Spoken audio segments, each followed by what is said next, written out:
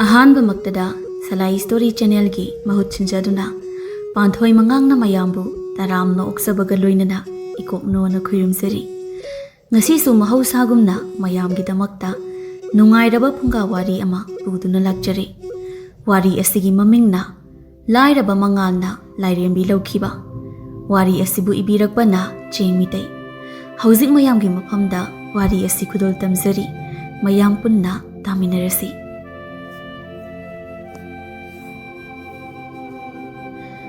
ꯃꯉꯥꯜ ꯉꯁꯤꯁꯨ ꯃꯃꯥꯅ ꯆꯥꯅꯕ ꯍꯥꯏꯗꯅ ꯃꯈꯨꯠꯇ ꯀꯣꯟ ꯑꯀꯨꯞꯄ ꯑꯆꯧꯕ ꯑꯃꯒ ꯃꯄꯥꯅ ꯊꯝꯕꯤꯔꯝꯕ ꯊꯥꯡꯖ 8ꯅ ꯁꯥꯕ ꯃꯇꯤꯛ ꯃꯌꯥꯏ ꯀꯟꯕ ꯂꯣꯡ ꯑꯁꯥꯡꯕ ꯑꯃꯒ ꯌꯨꯝꯗꯒꯤ ꯉꯥ ꯐꯥꯕ ꯊꯣꯛꯂꯛꯂꯝꯃꯤ꯫ ꯃꯉꯥꯜꯅ ꯉꯥ ꯐꯥꯕ ꯊꯣꯛꯂꯛꯄꯗꯨꯗ ꯂꯩꯀꯥꯏꯒꯤ ꯃꯉꯥꯜꯅ ꯌꯥꯝ ꯅꯨꯡꯁꯤꯖꯕꯤ ꯏꯅꯥꯛ ꯈꯨꯟꯕꯤ ꯃꯁꯛ ꯃꯇꯧ ꯐꯖꯕꯤ ꯀꯕꯣꯛꯂꯩꯁꯨ ꯏꯁꯤꯡ ꯀꯣꯟ ꯑꯃ ꯄꯥꯏꯗꯨꯅ ꯃꯃꯥꯟꯅꯕꯤ ꯊꯦꯝꯕꯤꯒ ꯈꯨꯜꯒꯤ ꯄꯨꯈ꯭ꯔꯤ ꯑꯆꯧꯕꯗ ꯏꯁꯤꯡ ꯁꯣꯛꯄ ꯊꯣꯛꯂꯛꯂꯝꯃꯤ꯫ ꯃꯗꯨꯗ ꯃꯉꯥꯜꯅ ꯀꯕꯣꯛꯂꯩ ꯍꯦꯛ ꯎꯕꯒ "ꯏꯁ ꯀꯔꯤꯅꯣ ꯑꯩꯅ ꯀꯕꯣꯛꯂꯩ ꯍꯦꯛ ꯎꯕꯒ ꯇꯨ ꯈ꯭ꯌꯥꯎ ꯂꯥꯎꯅ ꯍꯦꯛꯇ ꯆꯨꯡꯂꯤꯕ ꯑꯗꯨꯒ ꯏꯀꯥꯏꯕꯁꯨ ꯐꯥꯎꯔꯤꯕꯁꯤꯅ ꯃꯁꯤ ꯑꯩꯅ ꯀꯕꯣꯛꯂꯩꯁꯤ ꯅꯨꯡꯁꯤꯃꯟꯕꯒꯤ ꯊꯃꯣꯏ ꯑꯃꯗꯤ ꯍꯛꯆꯥꯡꯗ ꯐꯥꯎꯔꯛꯄ ꯈꯨꯗꯝ ꯑꯃꯅꯤꯀꯣ꯫ ꯑꯗꯨꯕꯨ ꯀꯕꯣꯛꯂꯩꯅꯗꯤ ꯑꯩꯁꯦ ꯂꯨꯈ꯭ꯔꯥꯕꯤ ꯃꯆꯥꯅꯤ ꯂꯥꯏꯔꯤ ꯍꯥꯏꯗꯨꯅ ꯌꯥꯕꯤꯗꯕꯒꯤ ꯋꯥꯅꯤ꯫ ꯌꯥꯁꯨ ꯌꯥꯔꯛꯂꯔꯣꯏꯗ꯫ ꯑꯩꯅꯁꯨ ꯑꯃꯨꯛ ꯍꯟꯅ ꯅꯨꯡꯁꯤꯌꯦꯅꯁꯨ ꯀꯕꯣꯛꯂꯩꯗ ꯍꯥꯏꯔꯔꯣꯏ꯫ ꯃꯣꯏ ꯃꯄꯥꯒ ꯃꯃꯥꯒꯅ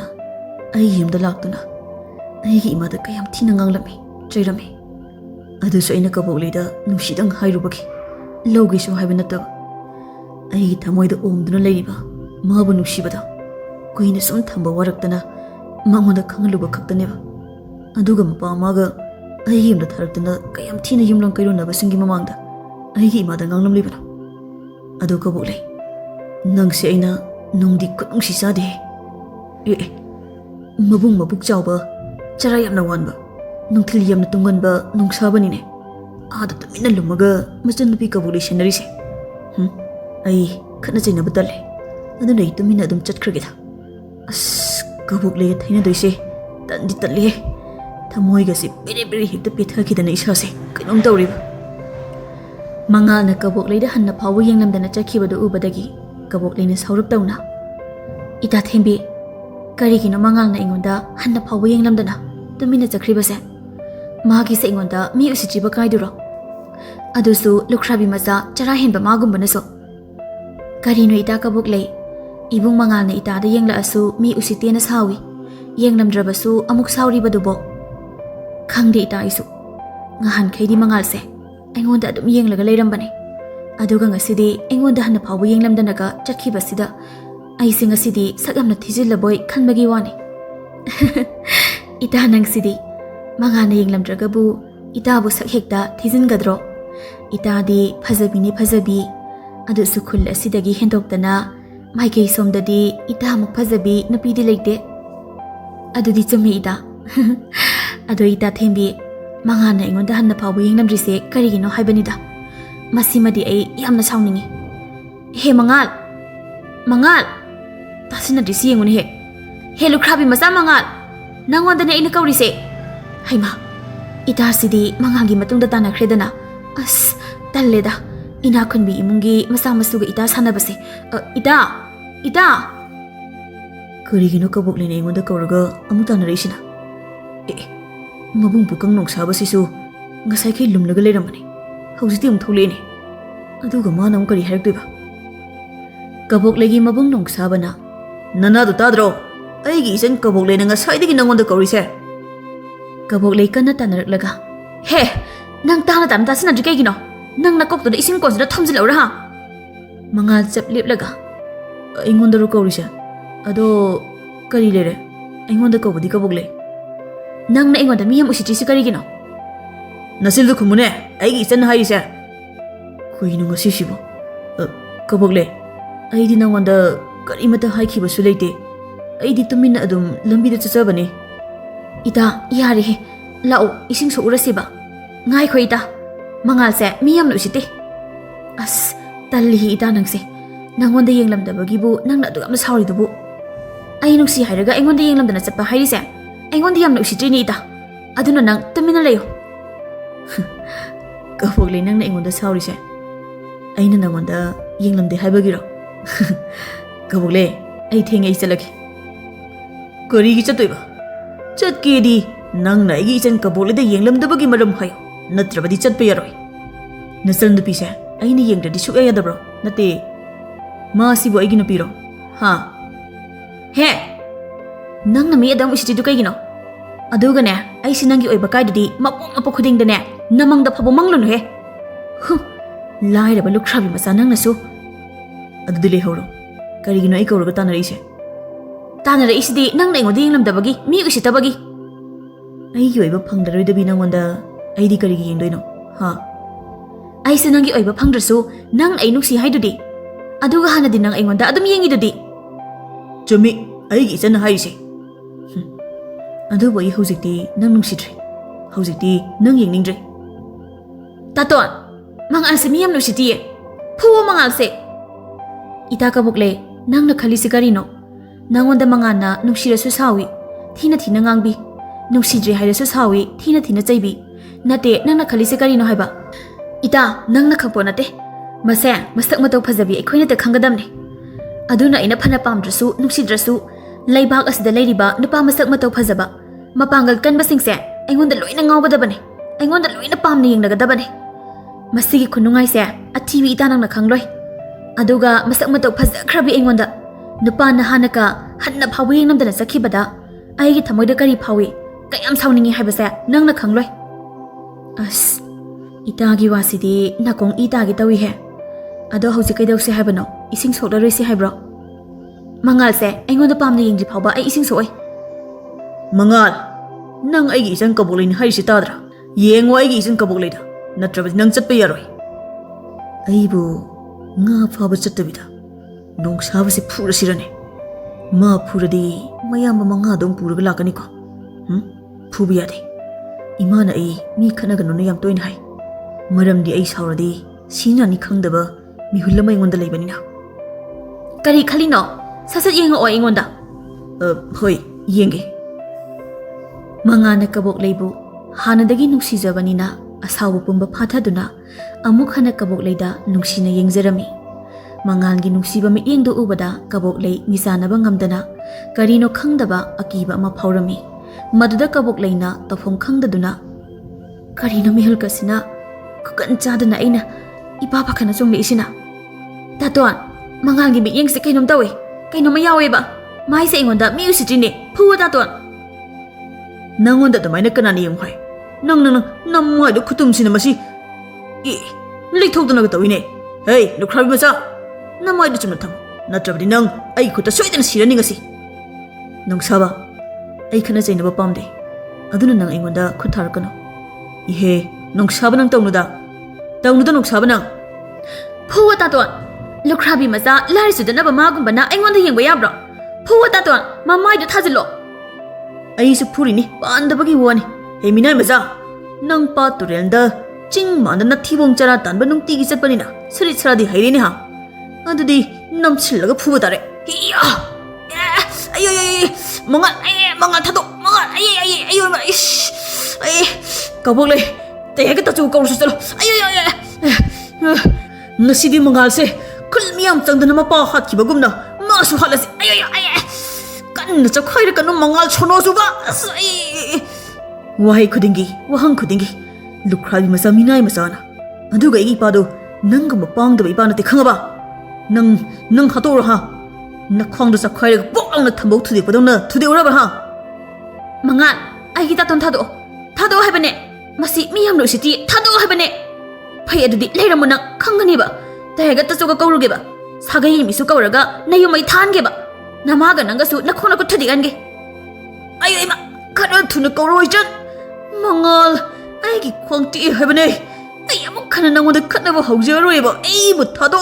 As khuna chadre haibane kongchak mangal. Ibung mangal thadokpiro. Aduga ibung mangal nang kadaidano machengkhro.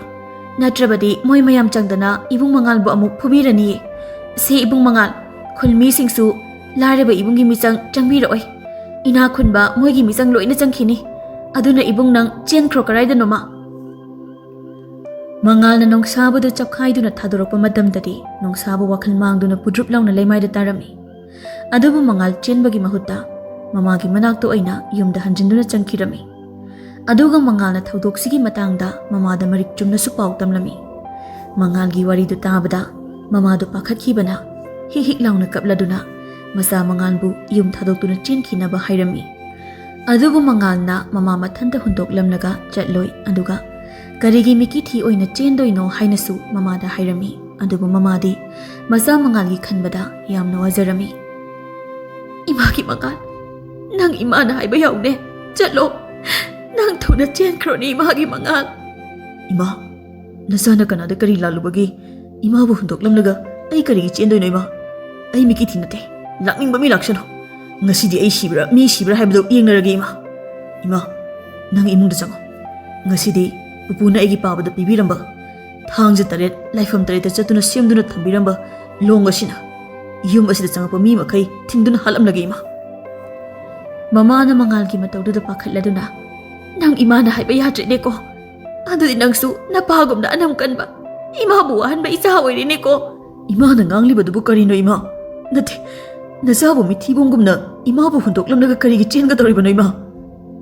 Nangsu napagumna anam kalle imana haiba yadiye aduna ningasi imana lukhrabi oiduna lehoribase adudi phare nang imana haiba indrabanina nang imabu waraunuko imane isa itomda sijakhraki adu oirebadi imagi midasida isabu miyam changduna napada thokibagum ohnaiduna hatbibano uraroidana aduna imana sirage ko.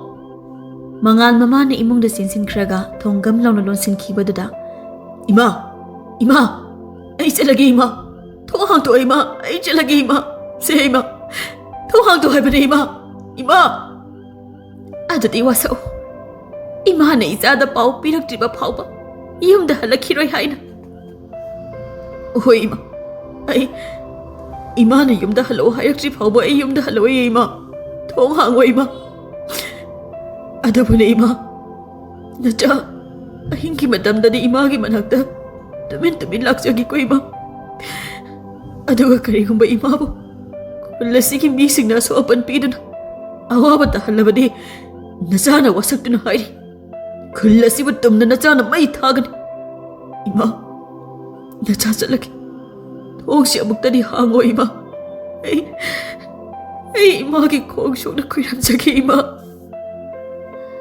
Mamana thong hangbaga mangal kaptuna mamabu koli aduga makhong sokna khuiramlamlaga mangal mapagi rong adu paiduna maning ingkhol phauduna chenkirami. Mangalna chenkhibaga kabok leina mabung yaimaga ahalgada natana mama mapa amadi sagagi makhura mabungsing amadi khulgi mayam amaga puduna mangalgi yumda laklami aduga hoi mai haidana mangalgi yumda thugaiduna mai thadokpirami. Sidai hendokdana mangalgi mamabusu kabok legi mamaga madomsa singana masam phoiduna yam tamthina phubirami aduga amuk mangal thiba kabok legi mabung aniduga sagaigi naha kharagana makuta setup utup paiduna thiba chanakhirami. Adubu numidang oiraba phauba mangal thiba phangdabadai mangalgi mamadu tamthina phubiraga mayumgi thongalda hunchektuna thabirami aduga ahingi matamda khulgi naha kharaga kabok legi mabung ahal tomal amadi mabung yaima tompokna mangal mamagi manakta halakpra haina lumduna ngaiduna leirami adubu kabok legi mabung tomanga tompokana phanakanna mangal phana bo hotnarabasu nongalamdagi matamda mangalna mamabu puduna chatkirami aduga thangnaba khungi amaibi sakhi tombigi yumda pusinduna mamagi thawaibu kanbinaba amaibi sakhi tombida khoirumduna haijarami. Mangalgi matawduda isau yamna kanbi ngangni ngangloi khangdabi amaibi sakhi tombina nungaitraduna mangalgi mamabu layengbirami. Ibungo mangal nanewa amadi haige nang wakhal lanadi khanganuko haibiyo ine nas akidauso haibano nangne aigi yumda leibadi nungairoi namasibudi masase phajana kanjiba phauba asopa singse phajana oisinjiba phaubadi inegida tumina leijarasanu sisu noi khulgi phattaba mi singduna khangnaраklabadi inebu amu awafamda tagadawribani adudi ibungo nang nongan ringai sida channaba tawro Nang ineda wakhal lanadi lawganuko. Inegisu isasingse leisabi ngaktaga oibane. Ibungonaga nupa thoknaga phajabane. Aigi isa napisingna khara khatpane. Inena hairisi ibungo Mangal nang wakhali taiko. Hoine. Adoine. Ai imabu amtang yengjaramge. Aduga chakrage. Hoi hoi. Namagi manakta changlagane kapti kapunuko. Namadu kashu tawaroi. Aduna tumjasanu. Mangal na mamabu nungsina yengjaramlaga. Ine. Ai selage. Aduga ine. Ngasi ine na aigi maraibak thijarabi imagidama. Tawbiriba minungsise. Nasana punsi chupa kaujari ko ine. Ai ine busu khoiramjari ine. Ine gi laman singba ngamba oijage ko. Yare yare. Chalo nongan ga daure. Nangna nama yenglinglabasu namai namit khumlaga namidang ya sangbagungba hek lau. Haujikidi chalo chalo. Is onthongna suma thamoi singna chamjaidako. Magi matausina amaibi sakhi tombi aisi pi oro oro hekda tahallemi. Ado ibungosi satkibasi yamna phare. Aigi isanabi singsina uramlabadi haujiki ibungo Mangaldo ngamok munabadawna aigini na hekta munadawribani. Adudi ai haujik kari tawni nongsu ngandawre. Amuk hanjilaga tumlabadi numina waton yawraba phawba mikap tho uyararoi. Aduga tumdre tumsit phadabagi numit chuppa makokse nungairoi-dawriba. Hoida noong phadok tumsit phadababu anabasi amukta yengbirukhige. Numit asidagi amaibi sakhi tombina masanapi singda wari liduna Mangalgi mamabu mayumda tumina layengduna thambirami. Somdana kabok legi mabung atomba nongsabadu Mangalna chapkhairambaduna makhwang adu yam thina soktuna haugatuna chatpa phawba ngamdana leirami. Aduna nongsabagi mayamba aniduna Mangalbu hek phangba mikupta hatkani haiduna naha kharaga makhuta thang ten paiduna mafam mafamda chatuna Mangalbu koithi thirami. Aduna Mangalsu mamagi manakta lakninglabasu lakpa ngamdana chingda kaida afang bachaduna koilot lotuna leirami. Chayol kharagi matungdadi Mangal mama masagi ingkholadu kaboklegi mapa khombana lokshinduna atopa mida mamaliyamna yonthokirami. Pau asi Mangalgi mamasu amaibi sakhi tombina haibadagi khanglami. Aduna pau asi hek tabaga Mangalgi mama adu yamna kaplami. Aduga masanapa Mangalbuna kaboklegi mapaga mabung singana hek thengnaba mikupta hatkani haina koithi thiri hainasu amaibi sakhi tombina Mangalgi mamada hairami. Aduna Mangalgi mamadu awabada awaba haibadu oirami. Isigi pawasina asumba oirabadi aigi isa Mangaldo tamba chaba khangdan angawba amagumna koi chen koi lot na leiramlani dako. Aduga karigumba inakunba khombagi makhutta aigi maraibak thiraba isado phangkrabadi kamdauba.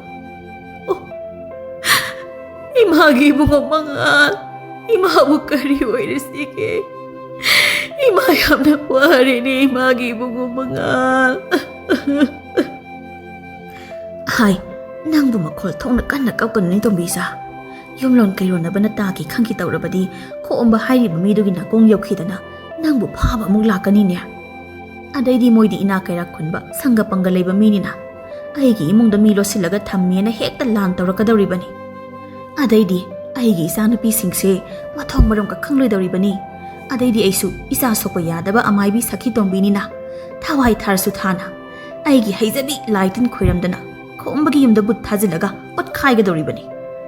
Masanapi ahanna ima adu tawnuko migi yumda but thajale kaina khulmayam hupaga yumda amuk laktanaba. Masanapi amana amu khul hupaga laadi phajani maya maraktuda kari maramgino kari tawnarino haiba kari mata khangdaba mina chatnai mina saungnayena inaraklaga thawna phaba sadana aikhoigi yumkase mai hekta tharak tawribani. Sidai hentawtana butsanabi sakhi tombi nang khul asida leiba yaroi nachanpi manga se puraga khundagi lapna chakho kaina hekta hairakadawribani. O yare noigi wadu tabadane nane tombisa se mukka henna pakhakiba tare. Tombisa nangnya nasanupagi dama karimata pakhalunu aina pakhalibasidi mapangal kanba masamo pawra nasanupagi makhutta khombagi masanupasingdo mathai mangadrasini. Numit adugi nongalamdagi ahing aduda nasanupana masak matau ipa phaja masa mau ipa phana nangbu puduna aigi thongjinda thillarabado haujisu aigi mitane sangsangna uri hek yengbadane nasanupado mi dilaidana lai phawna phaba hatba ngamgadaba mi mande aduga nasanupana pairakpa longdugi matik mayaiduni aini hena pakhalibase masanupi manga aduna ima ine tombisagi masanupa mangal haibado masak yamna phajabra masaka yamna phabraba as yam uninge ima natraga ekhoi manga su ine tombisagi masanupa mangando jingda thirusira hana ubaduna longnabi kaya danon he moi mangana tawriba irangse hana ubaduna longnabi kaina hey noi mangagi irangdo matanggi amna chadriko adui saruk nya sanglakle imung wairam loisindana laitin khuiramlaga chang hinjang thongnaba taruro aduga ibema tombisa nangsu nangi kada changasi karimata pakhatkanuko kaisu tawrena sanupado asumna nongma sum haukhibana mangalgi mamadu masagi damakta wabasu nongma sum helaklami aduna chaba thakpa tumba phawba chang naidabana masasu yamna sonjilaklami somdana khombana mangal thiba phangmalaktabadai mangalgi mama masagi mathakta maral kaya ama sijinduna mama masagi leifam takpa ngamba mida chahi amagi chanaba phau pigani aduga sanagi lik ama supigani haina anakpada leiba khungang da lauthoklami aduna khungang da leiba thabak suningdaba aremba pamba napi phawu yaungna miyoi kaya ama mangal mama masabu thiba chingpa turelde hendoktana khul chatuna thiba haurami aduna amaibi sakhi tombiga machanupi mangadugadi pakhatpana tumba chaba khangkhidre somdana mangalsu ma thiba lakpa miyam adu ubada jingnungda sum leirambadai jingdol kaduna jingyangda kaida pangsa chatkirami masida sunatana singchanba lakpa uyanba lakpa mioi kharana jingda safaba nupa ama thengnaba yawi haina paw tamnarakpadai mangal thiriba khungi mi mayam ama mangal phananaba haiduna sadan badawna jingmai thaduna law khongduna jingda kaduna koithi thinaraklami adubu mangaldi mi singdugi makhol tabadai sum chatkibana mioi kana amatana jingkhongda changba phawba kinaba thaina ahallamangi wari leiba yamna sukba yamna suwangba jingnung amada changkhirami aduga numidangi matam su oikhibana mangal jawraba wanglaba upambi amada wangna kaduna usa amada tongduna potharami adubu mangal tumbadi yadabana uthak aduda phamduna wakhal tawduna leirami sum phamna nongal khibasu khangaude aduna mangal uthak adudagi akoibagi phibam adu sum yengladuna aina leiriba chinga sibu aigi yumdagi lamna uba aikhoi lebak asigi khwaidagi wangba aki ching haibado oiriba jala aki ching do oirabadi ahal singna hainaba laifam tinfam yamna kanba aduga ching asida kabu kakhrabadi amuk hana chingkhongda kumlakleroi yumda halakleroi laina chenkhiba natraga sa kaina hatuna chakhrabani kaina hainaba aki chingdurane aduga ina karigino aigi solabi imabu migi yumda thanamlaga aina koisil chelibase nate imaga igana kanada kari lankibagino aduga mangal aisibu pangdaba miki thirane nate ai kanada sulante miki thisu nate adubu ngasi aina aswan mi amagum koichil cheliba koilot libase imagi wasaktuna niko ima nazabu mirok michel oina imagi manak yawba ngamdana adum leiragadrane ai imagi manakta pambai ama tawrga chattaba yade adudi ai u asidagi kumtharake ngaiko aigi yungi maikaido adumadi karumdanu haibaidi chena yungi maikai kawkhredana mangalna uthak aduda makok adu leiduna koyeng yengduna leiringai jingnung aduda nupi kharagi noktuna wari sanabagi makhol tarami adubu nupi sing aduna ngangnariba marol adumadi mangalna khanglamde mikup kharagi matungdadi nupi singduna langba nokpadu mangalna kaduna leiriba u adugi manak sumnaksilaklami aduna mangal u adugi una marakta tumina tasinduna yengduna leirami leiksabi masa ngaktanine masaksu loina phase aduga moidi ching asida kaidoriba moina ngangnariba lonsina kari marono mari pungsamda samnaini maronena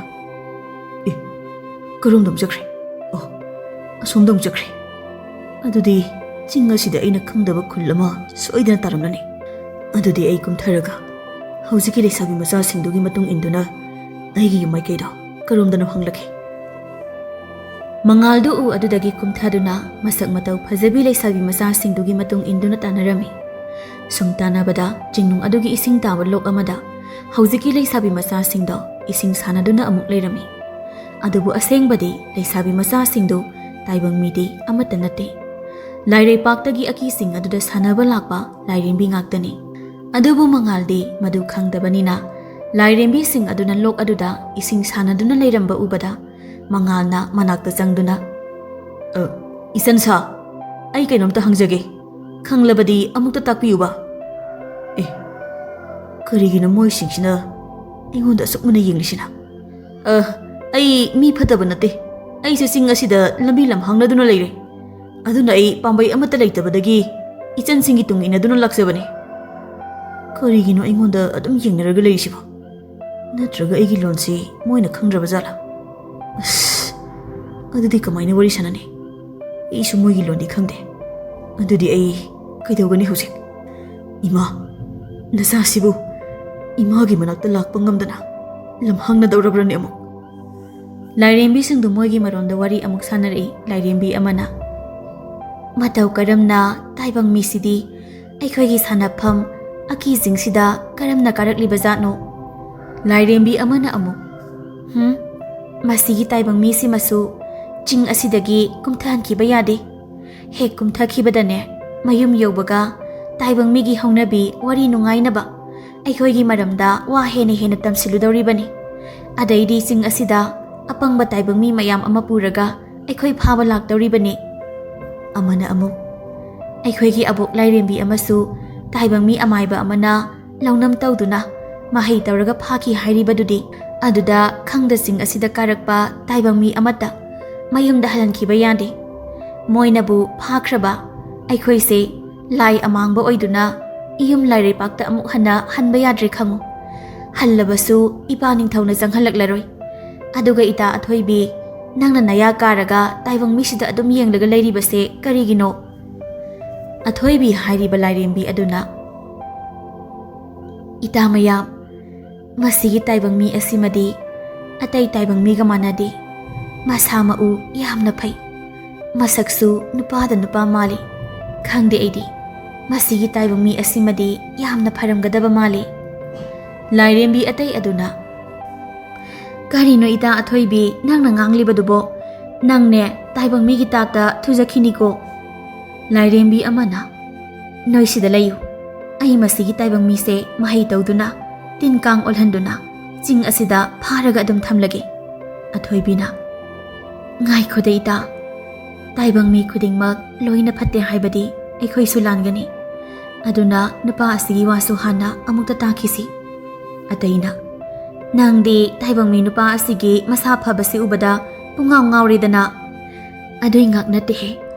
ꯁꯨꯝ ꯑꯐꯕ ꯇꯥꯏꯕꯪ ꯃꯤ ꯃꯥꯜꯂꯦꯅ ꯍꯥꯏꯕꯒꯤ ꯋꯥꯅꯤ." "ꯀꯩꯅꯣ ꯃꯥꯅ ꯆꯠꯇꯕꯤꯗ ꯇꯥꯏꯕꯪ ꯃꯤ ꯇꯝꯅ ꯄꯥꯏꯁꯤꯟꯈ꯭ꯔꯤꯕꯁꯤꯕꯣ? ꯅꯠꯇꯦ ꯃꯥꯒꯤꯁꯤꯕꯨ ꯍꯦꯛꯇ ꯍꯥꯠꯂꯒꯦ ꯍꯥꯏꯔꯤꯕ꯭ꯔꯥ?" ꯂꯥꯏꯔꯦꯝꯕꯤ ꯑꯃꯅ ꯃꯉꯥꯜ ꯇꯝꯅ ꯄꯥꯏꯁꯤꯜꯂꯛꯄ ꯑꯗꯨꯗ ꯃꯉꯥꯜ ꯄꯨꯡꯉꯛ ꯉꯛꯈ꯭ꯔꯤ꯫ ꯀꯔꯤ ꯃꯇꯧꯅꯣ ꯁꯤꯗꯤ? ꯃꯁꯤ ꯇꯥꯏꯕꯪ ꯃꯤ ꯑꯣꯏꯔꯣꯏ. ꯆꯤꯡ ꯑꯁꯤꯗ ꯂꯩꯕ ꯂꯥꯏ ꯐꯠꯇꯕꯤ ꯅꯠꯇ꯭ꯔꯒ ꯍꯦꯂꯣꯏ ꯑꯣꯏꯕ ꯇꯥꯔꯦꯗꯅ. ꯑꯗꯨꯗꯤ ꯑꯩꯒꯤ ꯊꯋꯥꯏ ꯍꯤꯡꯗꯕ ꯌꯥꯗꯦ. ꯅꯠꯇ꯭ꯔꯕꯗꯤ ꯑꯩ ꯆꯤꯡ ꯑꯁꯤꯗ ꯏꯃꯥꯒꯤ ꯃꯅꯥꯛꯇ ꯆꯠꯄ ꯉꯝꯗꯅ ꯊꯋꯥꯏ ꯁꯣꯏꯗꯅ ꯃꯥꯡꯕ ꯇꯥꯔꯦ. ꯑꯗꯨꯗꯤ ꯑꯩ ꯍꯧꯖꯤꯛ ꯀꯩꯗꯧꯒꯅꯤ? ꯑꯩꯒꯤ ꯏꯄꯨꯅ ꯏꯄꯥꯗ ꯄꯤꯕꯤꯔꯝꯕ, ꯏꯄꯥꯅ ꯃꯆꯥ ꯑꯩꯉꯣꯟꯗ ꯑꯃꯨꯛ ꯁꯤꯟꯅꯔꯝꯕ ꯊꯥꯡꯁꯦ 8ꯅ ꯁꯥꯕ ꯂꯣꯡ ꯑꯁꯤꯅ ꯂꯥꯏ ꯐꯠꯇꯕꯤ ꯑꯁꯦ ꯍꯦꯛꯇ ꯊꯤꯜꯂꯒꯦ." ꯃꯉꯥꯜꯅ ꯃꯥꯒꯤ ꯂꯣꯡ ꯑꯗꯨ ꯄꯥꯏꯔꯒ ꯄꯥꯏꯁꯤꯜꯂꯛꯂꯤꯕ ꯂꯥꯏꯔꯦꯝꯕꯤ ꯑꯗꯨꯒꯤ ꯃꯃꯥꯡꯗ ꯂꯣꯡ ꯑꯗꯨ ꯈꯨꯠ ꯆꯦꯠꯅ ꯄꯥꯏꯗꯨꯅ ꯊꯤꯜꯂꯒꯤ ꯃꯇꯥꯒꯨꯝ ꯉꯥꯏꯗꯨꯅ ꯈꯪꯂꯩ ꯂꯩꯔꯛꯄꯗꯨꯗ ꯂꯥꯏꯔꯦꯝꯕꯤ ꯑꯗꯨ ꯈꯪꯂꯦꯞ ꯂꯦꯞꯄꯤ꯫ ꯑꯗꯨꯒ ꯂꯥꯏꯔꯦꯝꯕꯤ ꯑꯇꯩꯗꯨꯁꯨ ꯃꯉꯥꯜ ꯇꯝꯅ ꯂꯣꯏꯅ ꯄꯥꯏꯁꯤꯜꯂꯛꯏ꯫ "ꯂꯣꯡꯅꯤꯅꯦ. ꯑꯗꯨꯕꯨ ꯇꯥꯏꯕꯪ ꯃꯤ ꯅꯪ ꯑꯩꯈꯣꯏ ꯑꯁꯤ ꯀꯅꯥꯅꯣ ꯍꯥꯏꯕ ꯈꯪꯗ꯭ꯔꯕ ꯃꯥꯜꯂꯤ. ꯂꯥꯏ ꯑꯩꯈꯣꯏꯒꯤ ꯈꯨꯠꯂꯥꯏ ꯐꯥꯎꯕ ꯀꯗꯥꯏꯅꯣ ꯍꯥꯏꯔꯀꯥꯟꯗ ꯅꯪꯒꯤ ꯀꯩꯁꯨ ꯅꯠꯇꯕ ꯉꯥ ꯐꯥꯅꯕ ꯂꯣꯡ ꯑꯗꯨꯅ ꯀꯩꯗꯧꯒꯗꯣꯏꯅꯣ?" ꯑꯊꯣꯏꯕꯤꯅ "ꯏꯇꯥ ꯃꯌꯥꯝ, ꯅꯨꯄꯥ ꯑꯁꯤꯒꯤ ꯑꯁꯥꯎꯕ ꯑꯀꯤꯕꯁꯦ ꯃꯤꯅꯝꯕ ꯅꯠꯇꯦ, ꯇꯧꯁꯤꯟꯅꯕ ꯃꯥꯟꯗꯦ. ꯑꯗꯨꯅ ꯃꯇꯧ ꯀꯔꯝꯅ ꯆꯤꯡ ꯑꯁꯤꯗ ꯀꯥꯔꯛꯂꯤꯕꯅꯣ ꯍꯥꯏꯕꯗꯣ ꯍꯥꯟꯅ ꯑꯃꯨꯛꯇ ꯍꯪꯈꯤꯁꯦ."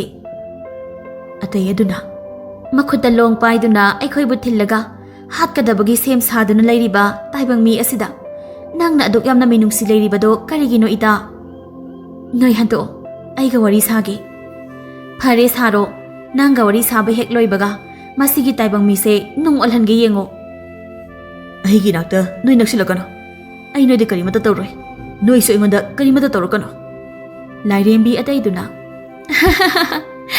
ai noi de karimata tawroi kaina yamna kanba yamna sathiba taibang mi kaya mandro adusu ai khoida Lairembi amana ado ita sing magi long ase itam chamba long dinate ko sum yenglaga akiba amasum phawi as ai khara lapna leijarurage da Lairembi athoibina mana pairi balong asidi isam chamba long natedana ita sa noi lapna layo karigumba magi long asina aikhoi da thinkrabadi lai oirabasu aikhoi thawai soidana mangani aduna ita sa noi lapna layo ko he saphaba taibang mi nang aiga wari sasi ai nangonda karimata tawroi nang sunangi longdo chumna hana amukta thammo aduga wari sasi oh nang madi aigi lon ngang bangam boire adudi hayo noi heloira natraga lai phataba singla nate aikhoi heloi sunati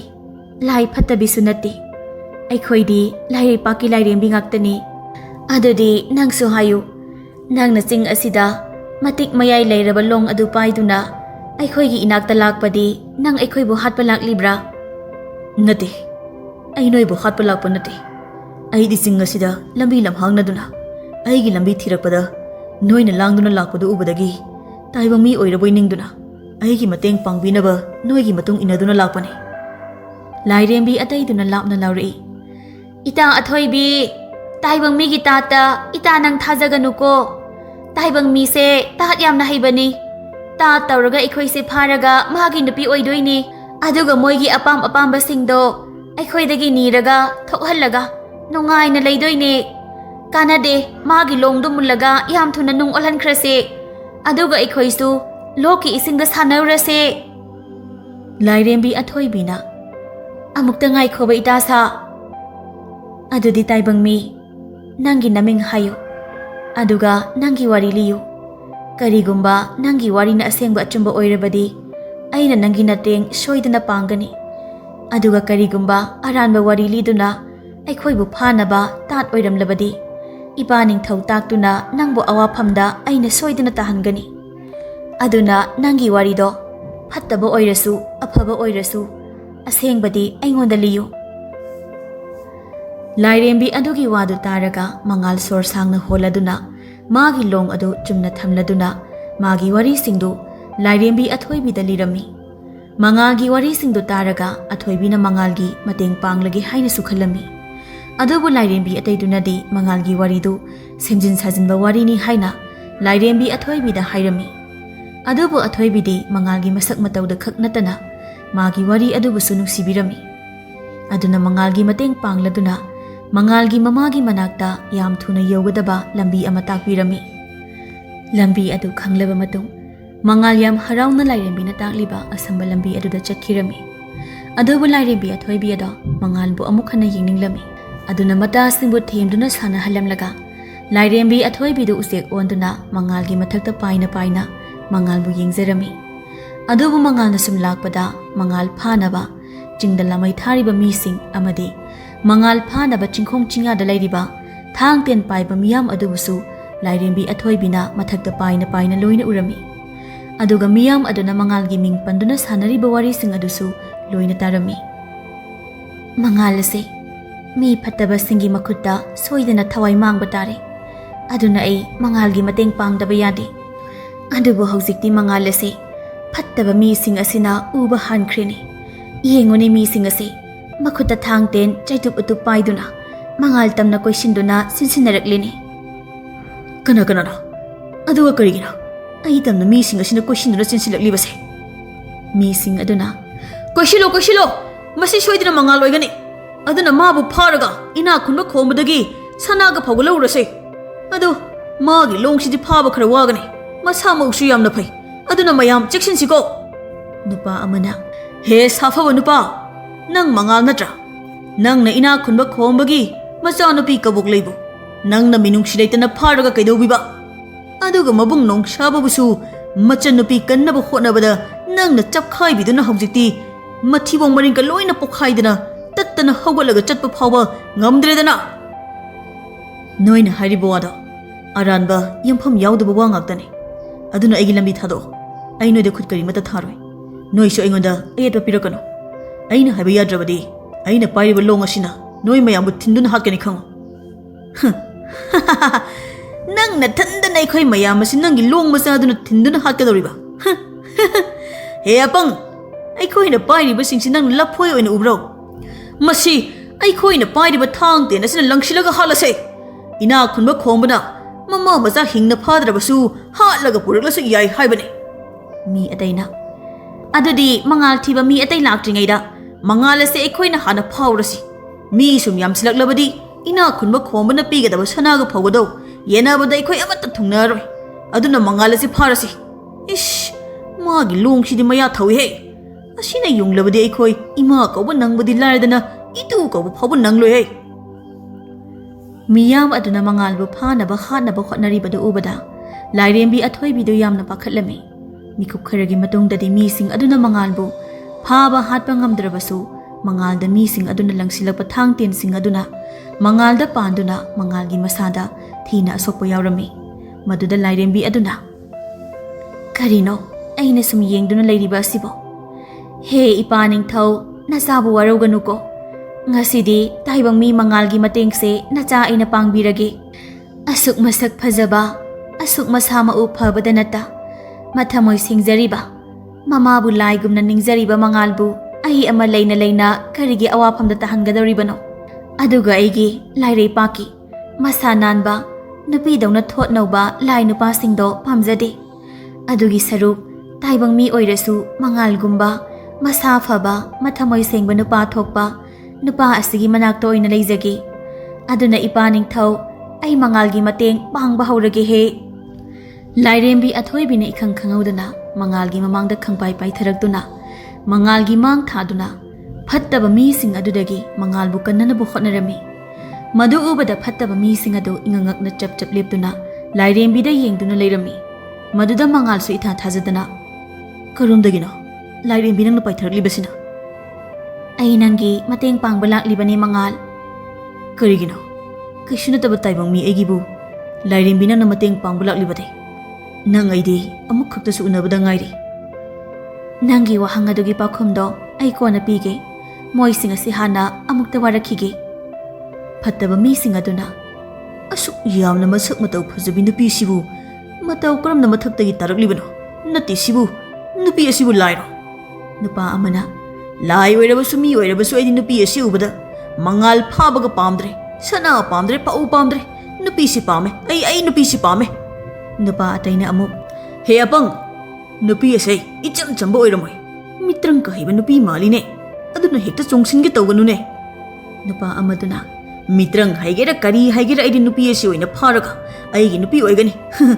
ꯑꯩ ꯅꯨꯄꯤ ꯄꯥꯝꯃꯦ ꯑꯩ ꯃꯁꯤꯒꯤ ꯅꯨꯄꯤꯁꯤ ꯄꯥꯝꯃꯦ ꯅꯨꯄꯥ ꯑꯗꯨꯅ ꯃꯇꯤꯟ ꯑꯔ ꯑꯔ ꯇꯥꯕ ꯃꯈꯩ ꯌꯥꯝꯅ ꯅꯨꯄꯤꯗ ꯆꯣꯞꯄ ꯃꯥꯅ ꯂꯥꯏꯔꯦꯝꯕꯤ ꯇꯝꯅ ꯆꯦꯟꯁꯤꯜꯂꯛꯄꯗꯨꯗ ꯃꯉꯥꯜꯅ ꯃꯥꯅ ꯄꯥꯏꯔꯤꯕ ꯂꯣꯡ ꯑꯗꯨꯅ ꯅꯨꯄꯥ ꯑꯗꯨꯒꯤ ꯃꯈꯣꯡꯗ ꯂꯪꯗꯨꯅ ꯌꯨꯡꯂꯝꯃꯤ ꯃꯗꯨꯗ ꯅꯨꯄꯥ ꯑꯗꯨ ꯀꯟꯅ ꯂꯥꯎꯗꯨꯅ ꯊꯔꯣ ꯃꯔꯣ ꯑꯣꯟꯗꯨꯅ ꯈꯥꯡꯂꯝꯃꯤ ꯑꯗꯨꯕꯨ ꯐꯠꯇꯕ ꯃꯤ ꯑꯇꯩꯗꯨꯗꯤ ꯃꯉꯥꯜꯒꯤ ꯃꯈꯨꯠꯇꯒꯤ ꯂꯣꯡ ꯑꯗꯨꯒ ꯂꯥꯞꯊꯣꯛꯅꯈꯤꯕꯗ ꯌꯥꯝꯅ ꯍꯔꯥꯎꯔꯝꯃꯤ ꯑꯗꯨꯅ ꯃꯤꯁꯤꯡ ꯑꯗꯨꯅ ꯃꯉꯥꯜꯒꯤ ꯃꯈꯨꯠꯇ ꯂꯣꯡ ꯌꯥꯎꯗ꯭ꯔꯤꯉꯩꯁꯤꯗ ꯃꯉꯥꯜ ꯑꯁꯤ ꯐꯥꯎꯔꯁꯦ ꯉꯁꯥꯏꯈꯩ ꯃꯥꯅ ꯂꯣꯡ ꯄꯥꯏꯗꯨꯅ ꯂꯩꯕꯒꯤ ꯑꯩꯈꯣꯏꯅ ꯃꯉꯥꯜ ꯑꯁꯤ ꯐꯥꯕ ꯉꯝꯗꯕꯅꯤ ꯍꯧꯖꯤꯛꯇꯤ ꯂꯣꯡ ꯂꯪꯊꯣꯛꯈ꯭ꯔꯕꯅꯤꯅ ꯃꯉꯥꯜ ꯐꯥꯕ ꯂꯥꯏꯔꯅꯤ ꯑꯗꯨꯕꯨ ꯅꯨꯄꯤ ꯑꯁꯤꯕꯨꯁꯨ ꯐꯥꯗꯨꯅ ꯏꯅꯥꯛ ꯈꯨꯟꯕ ꯈꯣꯡꯕꯗ ꯄꯤꯊꯣꯛꯂꯁꯦ ꯂꯥꯛꯑꯣ ꯀꯨꯏꯁꯤꯜꯂꯣ ꯂꯥꯏꯔꯦꯝꯕꯤ ꯅꯪ ꯑꯩꯒꯤ ꯇꯨꯡꯗ ꯂꯩꯌꯣ ꯑꯩ ꯃꯣꯏꯁꯤꯡ ꯑꯁꯦ ꯃꯈꯣꯡ ꯃꯈꯨꯠ ꯊꯨꯗꯦꯛꯇꯨꯅ ꯋꯥꯔꯛꯀꯦ ꯑꯩꯁꯦ ꯂꯥꯏꯔꯦꯝꯕꯤꯅꯤ ꯍꯥꯏꯕ ꯅꯪ ꯀꯥꯎꯔꯕ ꯃꯥꯜꯂꯦ ꯑꯗꯨꯒꯤ ꯁꯔꯨꯛ ꯅꯪꯒꯤ ꯂꯣꯡ ꯑꯁꯤ ꯂꯧꯅꯕ ꯍꯣꯠꯅꯧ ꯀꯔꯤꯒꯨꯝꯕ ꯐꯠꯇꯕ ꯃꯤꯒꯤ ꯃꯈꯨꯠꯇ ꯅꯪꯒꯤ ꯂꯣꯡ ꯑꯁꯤ ꯐꯪꯈ꯭ꯔꯕꯗꯤ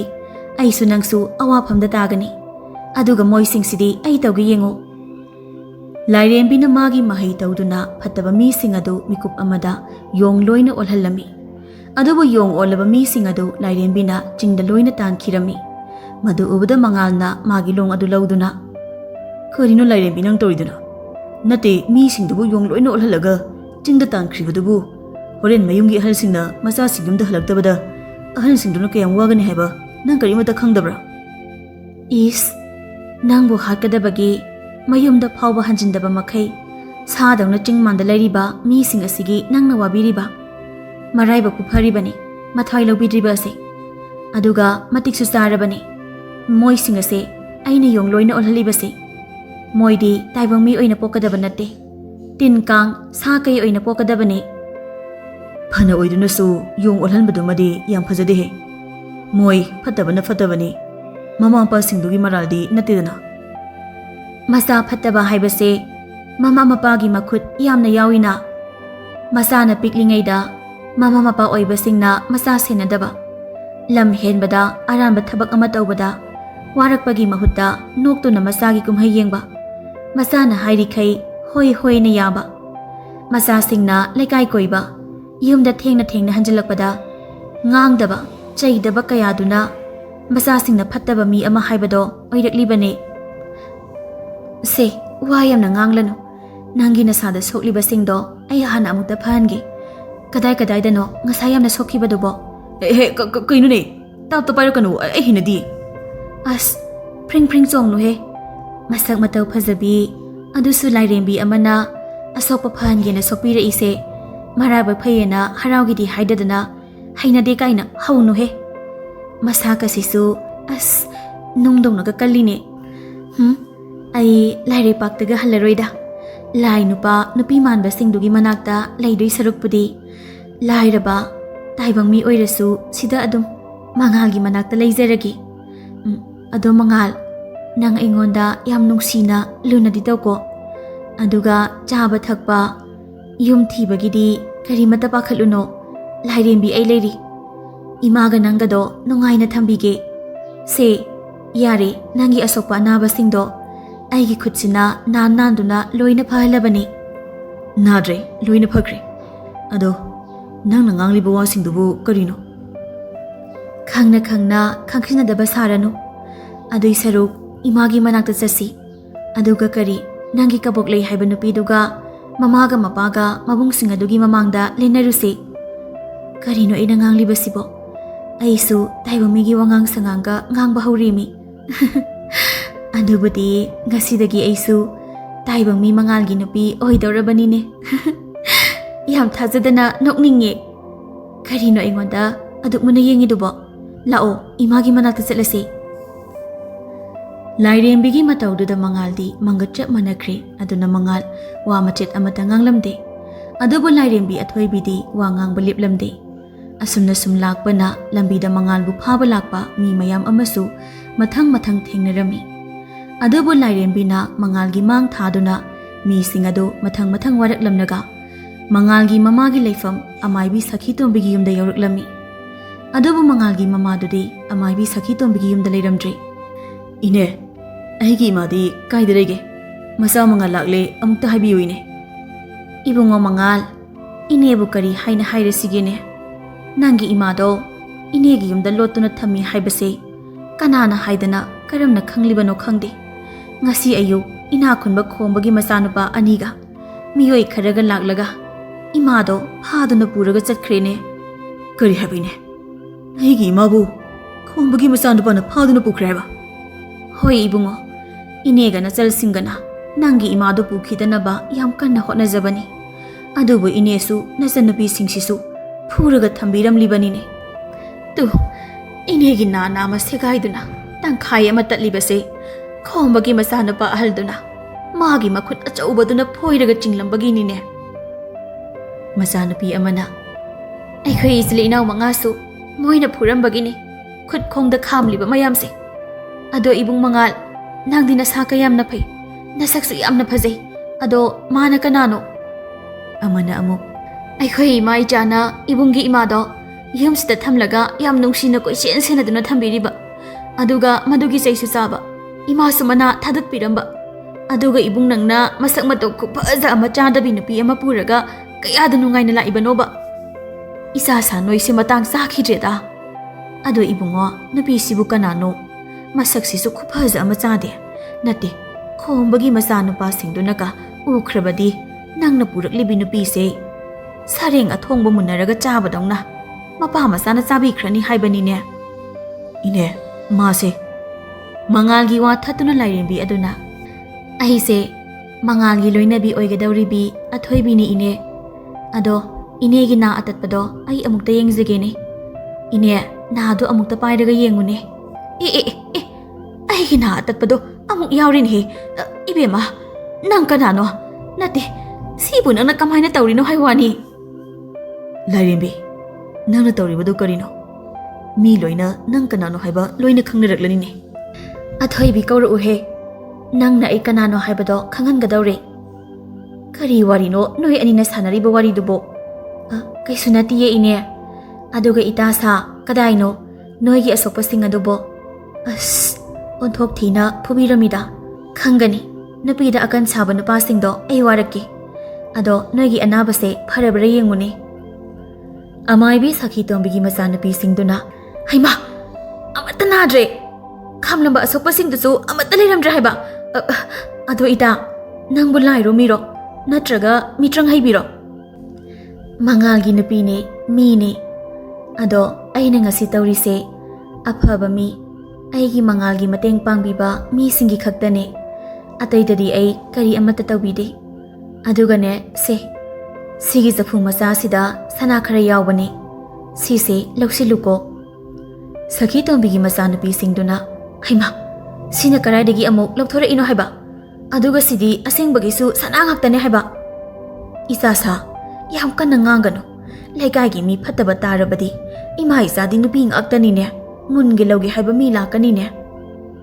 Ine adum naka tawrabadi mangalde hekta pau pibirau aduga iwaraksage ado mangal imagi manakta hana sasi ine ima hana amukta kallukhige itasing Ekhoi amuk chatlukhige ko hoi khara thuna chatlu namado ibungo mangalgi wakhanda chaw thau haiba yadabagi masai amna sonkrabani aduna khara thuna chatlaga imado hana kalucho hoine ine amadi isal singilamanse mangal ina nongma matang sabada singjage ko chale ko ine sanagi sapu ama piram labasida kari laman amuk singkhiga dawri bano yare namado hana kanba ngamboyo Maduna inegi laman singba saklasiko isasa sana singdo imungda pusilaga yengminaruro ngasidagi ima isagi lairaba awaba numit haibado loirabanine adugane migi mateng pangbiba aphaba tawbibase aikhoidasu aphaba adum phangbaniko masi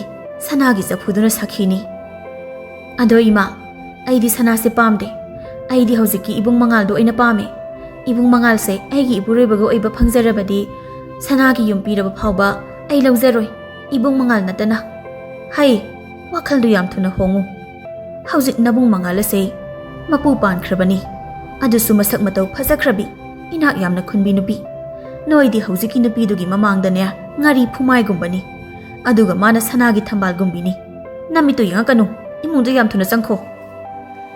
Amaibi sakhi tombina masanupi singdu imungda loina tansin kirami aduga somdana mangalga Lairembi adugana khombagi yumda mama logba lakpada khulgi mi singduna mangalga Lairembi gadu munna yengnarami. Maduda mangal mama masagi puksel khangba mi singna mangal ubada yamna haraurami aduga asum aran khanglabasu ina khunba khombagi machum chaba mi sing Lairababu usitaba ina khunba midana hena nappa pamba mi singnadi mangal ubada mikkhana yengba thina cheirakpasu yaurami aduga Lairembiga mangal gana ina khunba khombagi thongalda changlakpa ubada khomba amadi masanupa ahumduga kabok legadu ingangaklami aduga mangalbu makhong makhut thudektuna soinai hange khalliba khombaga masanupa singadu haraubasu phaurami adubu kabok leidi mangalga masak matau phajakrabi Lairembi aduga ubada kalakpa khambal basu yauna sauninglami. Baba, ima, taso, tayai, mangan galak minari bindu piye sibu kanano, maga iga kanana hena sak phajage. Mabung ahanna, ibungi bema, nang nabungbu waragano, mangan galak minari bindu piye si ubada, aigi isan nang di pan akaba male. Taso, nang ay nanukside, tayai, aiga sige na pisiga kanana hena phaje. Tasauna hauji hairibadu magni aina haige tarumlibasisu tayai nangda natu thiba khangdabo ayu he tato nangsu hairo ꯑꯩꯒ ꯅꯨꯄꯤ ꯑꯁꯤꯒ ꯀꯅꯥꯅ ꯍꯦꯟꯅ ꯁꯛ ꯐꯖꯒꯦ? ꯇꯩ ꯍꯥꯏꯒ ꯇꯥꯆꯧꯒꯅ ꯍꯥꯏꯔꯤꯁꯦ ꯑꯔꯥꯟꯕ ꯉꯥꯛꯇꯅꯤ ꯏꯆꯟ. ꯍꯥ, ꯑꯁꯦꯡꯕꯔꯣ ꯇꯥꯇꯣꯟ? ꯑꯩꯒꯤ ꯇꯥꯇꯣꯟ ꯈꯛꯇꯅꯤ ꯑꯩꯕꯨ ꯅꯨꯡꯁꯤꯕꯤꯕ. ꯑꯗꯣ ꯇꯥꯇꯣꯟ, ꯀꯅꯥꯅ ꯍꯦꯜꯂꯤ ꯍꯥꯏꯔꯛꯑꯣ? ꯃꯉꯥꯜꯒ ꯂꯥꯛꯃꯤꯟꯅꯔꯤꯕꯤ ꯅꯨꯄꯤꯁꯤꯗꯤ ꯁꯅꯥꯒꯤ ꯊꯝꯕꯥꯜꯒꯨꯝꯕꯅꯤ ꯏꯆꯟ. ꯑꯗꯨꯒ ꯅꯪꯗꯤ ꯈꯣꯡꯕꯥꯜꯗ ꯍꯧꯕ ꯇꯤꯡꯈꯪꯒꯨꯝꯕꯅꯤ. ꯀꯕꯣꯛꯂꯩ ꯑꯁꯥꯎꯕ ꯍꯦꯟꯃꯟꯈ꯭ꯔꯗꯨꯅ, ꯅꯪꯗ ꯅꯄꯨꯟꯁꯤꯒꯤ ꯍꯧꯒꯠꯂꯒ ꯆꯠꯄ ꯉꯝꯗꯗꯅ ꯁꯣꯏꯅꯥꯏꯔꯒ ꯂꯩꯌꯨ. ꯑꯗꯨꯒ ꯅꯁꯥ ꯄꯨꯝꯕ ꯄꯨꯝꯂꯒ ꯁꯤꯕ ꯑꯣꯏꯌꯨꯍꯦ. ꯃꯄꯥ ꯈꯣꯡꯕꯅ, ꯍꯩ, ꯃꯗꯨꯒꯤ ꯃꯇꯝ ꯅꯠꯇꯦꯅꯦ ꯁꯟ ꯃꯥꯟꯕ ꯁꯥ. ꯆꯠꯂꯣ, ꯃꯉꯥꯜ ꯑꯁꯦ ꯐꯥꯔꯒ ꯄꯨꯜꯂꯨꯅꯦ. ꯑꯗꯨꯒ ꯃꯃꯥꯗꯨꯁꯨ ꯃꯁꯝ ꯃꯅꯥ ꯐꯣꯏꯔꯒ ꯄꯨꯊꯣꯔꯛꯎꯅꯦ. ꯉꯁꯤꯗꯤ ꯃꯃꯥ ꯃꯆꯥ ꯈꯣꯡꯕ ꯑꯩꯅ ꯃꯈꯣꯡ ꯃꯈꯨꯠ ꯊꯨꯗꯦꯛꯄꯗ ꯅꯠꯇꯅ ꯃꯋꯨꯟ ꯈꯣꯛꯂꯒ ꯅꯨꯡꯁꯥꯗ ꯐꯧꯒꯗꯧꯔꯤꯕꯅꯤ. ꯅꯣꯡꯁꯥꯕꯅ, ꯑꯗꯣ ꯄꯥꯕ, ꯅꯨꯄꯤ ꯑꯁꯤꯃꯗꯤ ꯅꯃꯧ ꯅꯨꯄꯤ ꯑꯇꯣꯝꯕꯤ ꯑꯣꯏꯗꯣꯏꯅꯤꯀꯣ? ꯃꯌꯥꯝꯕ ꯑꯍꯜꯅ, ꯀꯔꯤ, ꯃꯗꯨ ꯌꯥꯔꯣꯏ. ꯑꯩ ꯑꯃ ꯅꯨꯄꯤ ꯐꯪꯗꯅ ꯂꯩꯔꯤꯉꯩꯁꯤꯗ. ꯌꯥꯏꯃꯅ ꯑꯃꯨꯛ, ꯇꯥꯆꯧ, ꯅꯪꯗꯤ ꯄꯨꯟꯁꯤꯒꯤ ꯁꯨꯛꯐꯪ ꯐꯪꯂꯔꯣꯏ. ꯑꯗꯨꯅ ꯅꯨꯄꯤ ꯑꯁꯤ ꯑꯩꯒꯤ ꯑꯣꯏꯒꯗꯕꯅꯤ. ꯕꯥꯕꯥ, ꯏꯃꯥ, ꯅꯨꯄꯤ ꯑꯁꯦ ꯅꯃꯧ ꯅꯨꯄꯤ ꯌꯥꯏꯃ ꯑꯣꯏꯅ ꯍꯧꯖꯤꯛꯃꯛ ꯈꯨꯗꯛ ꯑꯁꯤꯗ ꯂꯧꯁꯤꯟꯕꯤꯌꯨ. ꯑꯗꯨꯒ ꯃꯃꯥ ꯃꯆꯥꯁꯤꯗꯤ ꯄꯥꯕ ꯇꯥꯆꯧ ꯍꯣꯏ ꯌꯥꯎꯗ꯭ꯔꯕꯁꯨ ꯃꯆꯤꯡ ꯐꯠꯇꯕ ꯌꯥꯏꯃ ꯑꯩꯅ ꯋꯥꯔꯛꯆꯒꯦ. ꯀꯕꯣꯛꯂꯩꯅ, ꯌꯨꯝ ꯑꯁꯤꯗꯗꯤ ꯂꯥꯏꯔꯗꯅ ꯃꯥꯏꯀꯩ ꯁꯣꯝꯗ ꯑꯩꯉꯣꯟꯗꯒꯤ ꯍꯦꯟꯅ ꯃꯁꯛ ꯐꯖꯕꯤ ꯅꯨꯄꯤ ꯑꯃꯠꯇ ꯂꯩꯕ ꯌꯥꯔꯣꯏ. ꯑꯗꯨꯅ ꯃꯁꯤꯒꯤ ꯅꯨꯄꯤ ꯑꯁꯤꯒꯤ ꯃꯃꯥꯏ ꯑꯁꯦ ꯏꯍꯤꯡ ꯅꯍꯤꯡꯁꯥꯅ ꯈꯣꯗꯠꯀꯦꯍꯦ. ꯈꯣꯡꯕꯅ, ꯍꯣꯏ, ꯅꯣꯏꯕꯨ ꯅꯆꯟꯅꯨꯄꯤ ꯑꯁꯤ ꯑꯃꯨꯛꯇ ꯈꯥꯝꯃꯨꯅꯨꯍꯦ. ꯑꯗꯨꯒ ꯃꯃꯥ ꯅꯪꯕꯨ ꯂꯥꯏꯔꯕꯤ ꯂꯨꯈ꯭ꯔꯥꯕꯤꯗꯨ ꯃꯁꯝ ꯐꯣꯏꯔꯒ ꯃꯄꯥꯟꯗ ꯆꯤꯡꯊꯣꯔꯛꯎꯅꯦ. ꯑꯆꯧꯕ, ꯅꯪꯅ ꯃꯝꯗ꯭ꯔꯤꯉꯩ ꯑꯁꯤꯗ ꯁꯥꯒꯩꯒꯤ ꯅꯆꯤꯟ ꯅꯅꯥꯎꯁꯤꯡꯗꯨ ꯀꯧꯔꯨꯆꯣ. ꯉꯁꯤꯗꯤ ꯃꯉꯥꯜ ꯃꯃꯥ ꯃꯆꯥꯒꯤ ꯑꯔꯣꯏꯕ ꯅꯨꯃꯤꯠꯅꯤ. ꯑꯗꯨꯒ ꯃꯉꯥꯜꯒ ꯂꯥꯛꯃꯤꯟꯅꯔꯤꯕꯤ ꯃꯁꯛ ꯃꯇꯧ ꯐꯖꯕꯤ ꯅꯨꯄꯤ ꯑꯁꯤꯒꯤ ꯃꯇꯥꯡꯗꯗꯤ ꯏꯄꯥ ꯏꯆꯥ ꯇꯞꯅ ꯋꯥ ꯈꯟꯅꯁꯤꯀꯣ. ꯅꯄꯥꯁꯨ ꯑꯍꯜꯗꯤ ꯄꯪꯑꯣꯏ ꯑꯣꯏꯗ꯭ꯔꯤꯕꯅꯤꯗ. ꯁꯣꯝꯗꯅ ꯀꯕꯣꯛꯂꯩꯗꯤ ꯂꯥꯏꯔꯦꯝꯕꯤꯗꯨ ꯇꯝꯅ ꯃꯃꯤꯠ ꯃꯅꯥ ꯂꯪꯈꯠꯂꯒ ꯆꯦꯟꯁꯤꯜꯂꯛꯄꯗꯨꯗ ꯂꯥꯏꯔꯦꯝꯕꯤꯅ ꯀꯕꯣꯛꯂꯩꯗꯨ ꯈꯨꯗꯤ ꯊꯤꯍꯟꯗꯨꯅ ꯎꯞꯄꯒ ꯁꯤꯠꯂꯒ ꯇꯥꯍꯜꯂꯝꯃꯤ. ꯃꯗꯨꯗ ꯂꯥꯏꯔꯦꯝꯕꯤꯅ, ꯃꯉꯥꯜ, ꯏꯃꯥꯗꯣ ꯏꯃꯨꯡꯁꯤꯗ ꯂꯩꯕ ꯃꯥꯜꯂꯤ. ꯅꯪ ꯆꯪꯂꯒ ꯂꯧꯊꯣꯛꯂꯨꯔꯣ. ꯃꯣꯏꯒꯤ ꯃꯄꯥ ꯃꯆꯥꯁꯤꯗꯤ ꯑꯩ ꯌꯦꯡꯒꯦ. ꯉꯥꯏꯈꯣ ꯑꯊꯣꯏꯕꯤ, ꯈꯠꯅ ꯆꯩꯅꯕ ꯌꯥꯎꯗꯕꯤꯗ ꯑꯩ ꯍꯥꯟꯅ ꯋꯥꯔꯤ ꯁꯥꯔꯒ ꯌꯦꯡꯈꯤ. ꯀꯔꯤꯅꯣ ꯃꯉꯥꯜ, ꯅꯠꯇꯦ ꯅꯪꯕꯨ ꯐꯠꯇꯕ ꯃꯤꯁꯤꯡꯁꯦ ꯐꯨꯅꯤꯡꯕ ꯐꯥꯎꯗꯕ꯭ꯔꯣ? ꯂꯥꯏꯔꯦꯝꯕꯤ ꯑꯩ ꯐꯥꯎꯕ ꯅꯪꯒꯤ ꯋꯥꯔꯤ ꯑꯁꯤ ꯇꯥꯕꯗ ꯈꯨꯠ ꯁꯥꯀꯁꯦ ꯃꯔꯦꯡ ꯃꯔꯦꯡ ꯆꯠꯂꯤ. ꯑꯗꯨꯒ ꯅꯪꯅ ꯂꯥꯏꯗꯧꯅ ꯅꯕꯨꯛ ꯅꯄꯥꯎꯒ ꯌꯥꯝꯅ ꯐꯔꯤꯕꯗꯨꯕꯨ. ꯑꯗꯨꯒꯤꯗꯤ ꯐꯨꯅꯤꯡꯕꯗꯒꯤ ꯍꯦꯟꯗꯣꯛꯇꯅ ꯍꯥꯠꯅꯤꯡꯂꯕꯅꯤ ꯃꯣꯏꯁꯦ. ꯑꯗꯨꯕꯨ ꯃꯣꯏꯁꯤꯡ ꯑꯁꯦ ꯑꯐꯕ ꯂꯝꯕꯤꯗ ꯄꯨꯔꯛꯅꯕ ꯇꯥꯟꯖꯥ ꯑꯃꯗꯤ ꯄꯤꯁꯤꯔꯅ ꯇꯧꯕꯅꯤ. ꯑꯇꯩ ꯂꯥꯏꯔꯤ, ꯀꯕꯣꯛꯂꯩꯁꯦ ꯍꯧꯒꯠꯂꯛꯇ꯭ꯔꯤꯅꯦ ꯊꯣꯏꯕꯤ. ꯃꯃꯥ, ꯅꯆꯥꯅꯨꯄꯤꯁꯦ ꯑꯃꯨꯛꯇ ꯌꯦꯡꯉꯨꯅꯍꯦ. ꯑꯗꯨꯒ ꯃꯉꯥꯜ, ꯅꯪ ꯑꯃꯨꯛꯀ ꯍꯦꯛ ꯆꯦꯜꯂꯕ ꯅꯃꯥꯗꯨ ꯃꯉꯛ ꯀꯛꯊꯠꯂꯒ ꯍꯨꯏꯗ ꯄꯤꯖꯒꯗꯕꯅꯤ ꯈꯪꯉꯣꯏ. ꯇꯥꯟꯖꯥꯗꯨꯗ ꯀꯕꯣꯛꯂꯩ ꯃꯅꯥꯇꯣꯟꯒ ꯃꯆꯤꯟꯒꯗꯨ ꯄꯨꯡꯀꯥꯏ ꯀꯥꯏꯔꯒ ꯆꯥꯎꯅ ꯄꯣꯝꯂꯒ ꯍꯧꯒꯠꯂꯛꯏ. ꯑꯗꯨꯒ ꯀꯟꯅ ꯀꯟꯅ ꯀꯞꯇꯨꯅ ꯂꯥꯏꯔꯦꯝꯕꯤ ꯇꯝꯅ ꯑꯃꯨꯛꯀ ꯆꯦꯟꯁꯤꯜꯂꯛꯏ. ꯂꯥꯏꯔꯦꯝꯕꯤꯅ, ꯃꯁꯤꯒꯤ ꯅꯨꯄꯤꯁꯤꯗꯤ ꯑꯅꯝ ꯌꯥꯝꯅ ꯀꯜꯂꯤꯅ. ꯑꯗꯨ ꯑꯣꯏꯔꯗꯤ ꯅꯪꯁꯨ ꯌꯣꯡ ꯑꯣꯜꯂꯣꯍꯦ. ꯀꯔꯤꯅꯣ ꯊꯣꯏꯕꯤ ꯅꯪꯅ ꯇꯧꯔꯤꯁꯤꯕꯣ? ꯃꯃꯥ, ꯍꯩ ꯃꯃꯥ, ꯅꯆꯥꯅꯨꯄꯤ ꯑꯁꯤ ꯌꯣꯡ ꯑꯣꯟꯗꯨꯅ ꯌꯨꯝꯊꯛꯇ ꯀꯥꯈ꯭ꯔꯦꯅꯦ. ꯍꯩ, ꯍꯩ, ꯏꯄꯥꯒꯤ ꯏꯕꯦꯝꯃ, ꯀꯔꯤꯅꯣ ꯅꯪꯅ ꯇꯧꯔꯤꯕ ꯑꯁꯤꯕꯣ? ꯍꯩ ꯃꯉꯥꯜ, ꯅꯪꯅ ꯃꯤꯇ꯭ꯔꯪ ꯍꯩꯕꯤ ꯅꯨꯄꯤ ꯑꯃ ꯄꯨꯔꯛꯂꯒ ꯑꯩꯒꯤ ꯏꯆꯥꯅꯨꯄꯤꯕꯨ ꯌꯣꯡ ꯑꯣꯜꯍꯜꯂꯕꯀꯣ. ꯑꯗꯨꯗꯤ ꯅꯃꯥ ꯑꯁꯤ ꯍꯥꯠꯄ ꯇꯥꯕꯅꯤ. ꯈꯣꯝꯕ ꯌꯥꯝ ꯁꯥꯎꯅ ꯏꯃꯨꯡꯗ ꯆꯦꯟꯁꯤꯟꯈꯤ. ꯑꯗꯨꯒ ꯀꯕꯣꯛꯂꯩꯒꯤ ꯃꯕꯨꯡ ꯑꯅꯤꯗꯨꯁꯨ ꯃꯈꯨꯠꯇ ꯆꯩꯇꯨꯞ ꯎꯇꯨꯞ ꯄꯥꯏꯗꯨꯅ ꯃꯉꯥꯜꯒ ꯂꯥꯏꯔꯦꯝꯕꯤꯒ ꯇꯝꯅ ꯌꯥꯝ ꯁꯥꯎꯅ ꯆꯦꯟꯁꯤꯜꯂꯛꯏ. ꯑꯗꯨꯕꯨ ꯃꯣꯏ ꯑꯅꯤꯁꯨ ꯂꯥꯏꯔꯦꯝꯕꯤꯅ ꯌꯣꯡ ꯑꯣꯜꯍꯜꯂꯝꯃꯤ. ꯃꯗꯨ ꯎꯕꯗ ꯀꯕꯣꯛꯂꯩꯒꯤ ꯃꯃꯥꯗꯨ ꯂꯥꯎ ꯈꯣꯡꯗꯨꯅ ꯀꯣꯏꯆꯦꯟ ꯆꯦꯟꯕ ꯍꯧꯔꯛꯂꯝꯃꯤ. ꯑꯗꯨꯒ ꯈꯣꯝꯕꯅ ꯃꯉꯥꯜꯒꯤ ꯃꯃꯥꯗꯨ ꯃꯁꯝ ꯄꯥꯏꯗꯨꯅ ꯏꯃꯨꯡꯗꯒꯤ ꯁꯣꯔꯣ ꯁꯣꯔꯣ ꯆꯤꯡꯊꯣꯔꯛꯄꯗꯨ ꯎꯕꯗ ꯃꯉꯥꯜ ꯑꯁꯥꯎꯕ ꯐꯥꯊꯕ ꯉꯝꯗ꯭ꯔꯗꯨꯅ ꯃꯥꯅ ꯄꯥꯏꯔꯤꯕ ꯂꯣꯡ ꯑꯗꯨꯅ ꯈꯣꯝꯕꯗ ꯂꯪꯉꯛꯄꯗ ꯈꯣꯝꯕꯒꯤ ꯃꯄꯥꯝꯕꯣꯝꯗꯨ ꯐꯥꯎꯗꯣꯛꯇꯨꯅ ꯌꯨꯡꯂꯝꯃꯤ. ꯑꯗꯨꯒ ꯃꯉꯥꯜ ꯃꯃꯥꯒꯤ ꯃꯅꯥꯛꯇꯝꯅ ꯆꯦꯟꯁꯤꯜꯗꯨꯅ ꯃꯃꯥꯕꯨ ꯀꯣꯟꯗꯨꯅ ꯀꯞꯂꯝꯃꯤ. ꯇꯥꯟꯖꯥ ꯑꯗꯨꯗ ꯈꯣꯝꯕꯒꯤ ꯃꯔꯤ ꯃꯇꯥ ꯁꯥꯒꯩ ꯅꯥꯇꯩ ꯑꯃꯗꯤ ꯈꯣꯝꯕꯒꯤ ꯃꯆꯨꯝ ꯆꯥꯕ ꯈꯨꯟꯒꯤ ꯃꯤꯌꯥꯝ ꯑꯃꯁꯨ ꯆꯦꯟꯁꯤꯜꯂꯛꯇꯨꯅ ꯃꯉꯥꯜꯒ ꯃꯃꯥꯒ ꯂꯥꯏꯔꯦꯝꯕꯤ ꯑꯗꯨꯒ ꯍꯥꯠꯂꯒꯦ ꯃꯇꯥꯒꯨꯝꯅ ꯆꯦꯟꯁꯤꯜꯂꯛꯂꯝꯃꯤ. ꯃꯗꯨꯗ ꯂꯥꯏꯔꯦꯝꯕꯤ ꯑꯗꯨꯅ ꯃꯍꯩ ꯇꯧꯗꯨꯅ ꯑꯀꯟꯕ ꯅꯣꯡ ꯅꯨꯡꯁꯤꯠ ꯁꯤꯠꯍꯟꯗꯨꯅ ꯃꯤꯌꯥꯝ ꯑꯗꯨ ꯈꯣꯝꯕꯒꯤ ꯏꯪꯈꯣꯜ ꯃꯅꯨꯡꯗꯨꯗ ꯎꯅꯥ ꯋꯥꯅꯥ ꯄꯥꯏꯕꯒꯨꯝꯅ ꯎꯪꯗꯨꯅ ꯀꯣꯏꯄꯥꯏ ꯄꯥꯏꯍꯜꯂꯝꯃꯤ. ꯑꯗꯨꯒ ꯂꯩꯃꯥꯏꯗ ꯍꯩꯅꯧ ꯀꯦꯟꯕꯗꯧꯅ ꯇꯨꯞ ꯇꯨꯞ ꯂꯥꯎꯅ ꯀꯦꯜꯍꯜꯂꯝꯃꯤ. ꯂꯥꯏꯔꯦꯝꯕꯤꯅ ꯇꯧꯔꯤꯕ ꯑꯉꯛꯄ ꯑꯀꯤꯕꯁꯤꯡꯗꯨ ꯎꯕꯗ ꯈꯣꯝꯕꯒ ꯃꯥꯒꯤ ꯅꯨꯄꯤꯒꯗꯨ ꯀꯤꯕꯅ ꯃꯌꯥ ꯀꯥꯗꯨꯅ ꯊꯛ ꯊꯛ ꯅꯤꯛꯇꯨꯅ ꯌꯦꯡꯗꯨꯅ ꯂꯩꯔꯝꯃꯤ. ꯑꯗꯨꯒ ꯅꯣꯡꯁꯥꯕꯁꯨ ꯆꯦꯟꯕꯁꯨ ꯉꯝꯗ ꯀꯤꯕꯅ ꯂꯥꯎ ꯈꯣꯡꯗꯨꯅ ꯀꯞꯇꯨꯅ ꯂꯩꯔꯝꯃꯤ. ꯃꯤꯀꯨꯞ ꯈꯔꯒꯤ ꯃꯇꯨꯡꯗꯗꯤ ꯈꯣꯝꯕꯅ, ꯃꯉꯥꯜ, ꯑꯩ ꯂꯥꯜꯂꯦ. ꯅꯪ ꯅꯃꯥ ꯑꯁꯤ ꯄꯨꯔꯒ ꯍꯟꯖꯈ꯭ꯔꯣ. ꯑꯗꯣ ꯑꯩꯒꯤ ꯈꯨꯠꯇ ꯅꯪꯒꯤ ꯂꯣꯡꯅ ꯌꯨꯡꯂꯤꯕ ꯑꯁꯦ ꯍꯥꯟꯅ ꯑꯃꯨꯛꯇ ꯁꯠꯇꯣꯛꯄꯤꯔꯝꯃꯨ. ꯅꯣꯡꯁꯥꯕꯅ ꯑꯃꯨꯛ Mangal, nangi nupi siya hana amuk takam. Ay ko'y lale. Amuk ka na naman na sada ayat pa amat pinaglaroy. Tabra Mangal, nangi nupi siya hana amuk takam mo. Mama na amuk. Mangal, ay ko'y na ne. Panay inakulabasu. Panas hanggalay doon na. Mapanggal kalabasu. Arahan ba patta ba hay ba sidi? Akuhan ba da adumak maiti ba ni? Ado na nga sidi. Lairembi loukhiba naman na sada. Inakun ba sanggalay ba? Masin manaw yaam ba iko'y maitire? Mangal, ay ko'y lali ni Mangal. Mangalwa matit amatang ngang dana. Kumbagi mapambom da yung libalong ado sa tuklami. Ado ga mamabo pang kaduna. Ima, iyum da halasira. Kanay yung dano. Imagi Mangal. Imay sagi yung di. Mahinatum na takraba do di. Ado ga ingkol do na. Kumba na mingon da yon tokraba nine. Mangal amuk saurak do na. Kari hai ba? Kari hai ba? Ay ko'y giingkol, yon tokra hai ba? Long si amuk langag patare. Mangal, nang giingkol do ay amuk handok pirake. Nang saurak kinunay amuk da. Mangal, saw kinuwo. Nangi damakta, Lairembi ay lairiba sidi. Ima, namaw na pina iko'y ahong giyom, pazaba ama. Mikup amada sagi. Karimata waga nuwo ima. Mangal, ima puraga sa silao. Mangal ga mamaga Lairembi ga na tokiba duda. Kabok lay ga mapung aniduga. Yong ondo na yung tagtagi kapto na konglai. Madu ubada mangal gi mamana. Imaw nupi. Moy ahum si hana gumna. Taibang mi amuk taulhan biram. Moy na asum na yong ondo na adum lehawrabadi. Ima na yung panapazabada layrabasu. Imagi tamoy ase nungaypam harawpam kanglaroy. Aduna, mabung masal moy ahum ase. Taibang mi amuk taulhan biram mo ne. Aduga ne, imaw nupi na ngamlabadi. Nong saba asibusu. Hanagum na chatpa ngamhan biram mo ba? Imagi pugsel chaw ba? Ngakpi ba ngambat tamoy si ubada na maw penjari? Noy ne, hanagum na taibang mi da hanjanjaro. Aduga ne, matangga aigi imaga. Aigi ipuroy ba mangal gada pataba tabak hek tawra aba. Handakti yong nate. Tintrok olhan gadawri bani. Aduga nangsu wakal taduna. Apaba pugsel chaw ba migi mateng pangbangamba mi ama oy na bukot na. Mama mapa oy riba noy aniso ni. Ay na hay riba ase. Noy na apaba mama mapa ama oy ramlabadi. Nasasing asisu apaba mi amamam oy ramgadabani. Se, nasada asok pa anaba lay riba singdo loy na pazaro ko.